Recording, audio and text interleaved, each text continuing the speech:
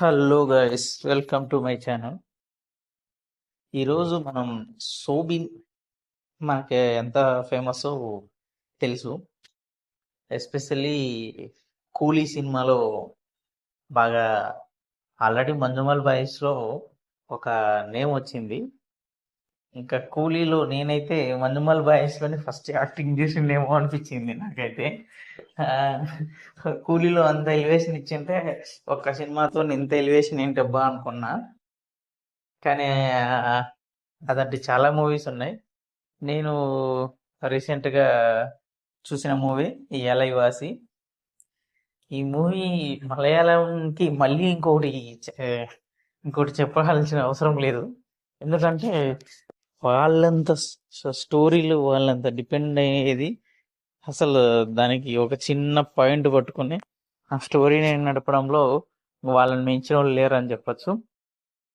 అలాంటిది ఈ సినిమా కూడా. అసలు మనం ఇలాంటి పాయింట్తో ఒక స్టోరీ ఉంటుందా అని అనిపిస్తుంది. ఒక ఒక వాళ్ళ ఫ్రెండ్ ఫారెన్ నుంచి వచ్చినప్పుడు ఒక బైక్ స్క్రాచ్ పడుతుంది. దానివల్ల ఆ బైక్ను అడ్వాన్స్ ఇచ్చిన వాళ్ళు కొనలేరు. దాన్ని లాస్ట్గా తీసింది హీరో.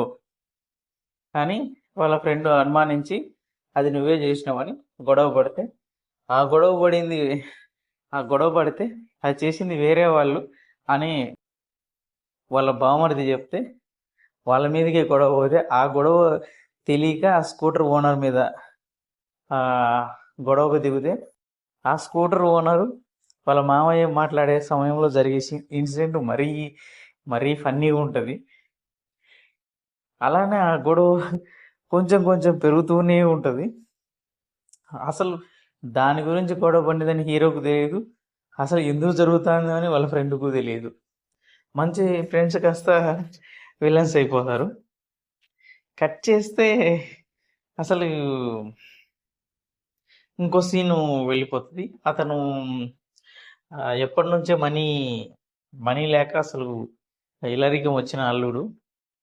అతను ఏం సంపాదించలేడని వాళ్ళ మామయ్య అనుకుంటుంటే బాధపడతా ఉంటాడు. దానికి వాళ్ళ పిల్లం కూడా మాట్లాడితే అలానే ఫీల్ అవుతారు.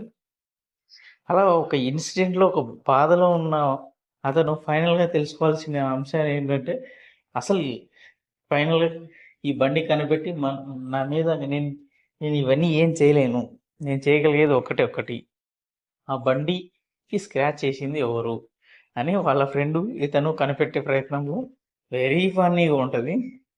అలా వాళ్ళ బామర్దిని టార్గెట్ చేస్తారు. వాళ్ళ బామర్ది ఎందుకు చెప్తాడు అంటే వాళ్ళ బామర్ది ఇంట్లో తెలియకుండా చదువుకుంటూ ఉంటాడు. అతని కాదని తేలిపోద్ది. అక్కడ ఫైనల్గా ఇంకెలా కనిపెట్టాలి వెనక కనిపెట్టాలంటే స్టిక్కర్ వేసినవాడు ఒకడు ఉంటాడు కదా అని వాళ్ళ దగ్గరికి వెళ్తాడు. వాళ్ళ దగ్గరికి వెళ్తే ఇది వేసింది నేనే, కానీ నాకు తెలుసు అని ఫోటో చూపిస్తే ఫైనల్గా ఆ ఫోటోలో చూపిస్తే ఒక వ్యక్తిని ఫైండ్ అవుట్ చేస్తూ ఆ ఫైండ్ అవుట్ చేసితే ప్రతి వ్యక్తి ఒక్కొక్క స్క్రిప్ట్ చెప్తానే ఉంటారు. అవన్నీ ఒక అబద్ధంగానే ఉంటాయి. వాళ్ళ బావమరిది ఫైండ్ అవుట్ చేసినప్పుడు ఒకడు వస్తాడు. వాడిని అడిగితే నేను మా ఫ్రెండ్ వెళ్తా యాక్సిడెంట్ చేసాము అని వేరే వాడి మీద తెస్తా.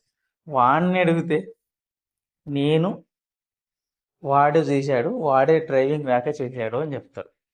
ఇంకా వాళ్ళిద్దరిని పట్టుకుంటే ఇది ఎందుకు చెప్పకూడదురా అని వాళ్ళ ఫ్రెండ్ అడిగితే ఇది హీరో వాళ్ళ వైఫ్ సారీ వాళ్ళ ఫ్రెండ్ వాళ్ళ వైఫ్ అబ్బాయికి వాళ్ళ వైఫే చెప్పద్దు అని చెప్పిండ్రు అంటారు. అలా అలా నడుస్తూ ఉంటా. అసలు నువ్వెందుకు చెప్పినావు అంటే వాళ్ళ హీరో వాళ్ళ మరదలకు పెళ్ళి అవుతుంటే కొన్ని బంగారు ఇయడానికి హీరోకు తెలియకుండా వాళ్ళ ఇంటికి వెళ్ళింది అనే సీను చెప్పదు, తెలియకూడదని చెప్పలేదు అంటారు.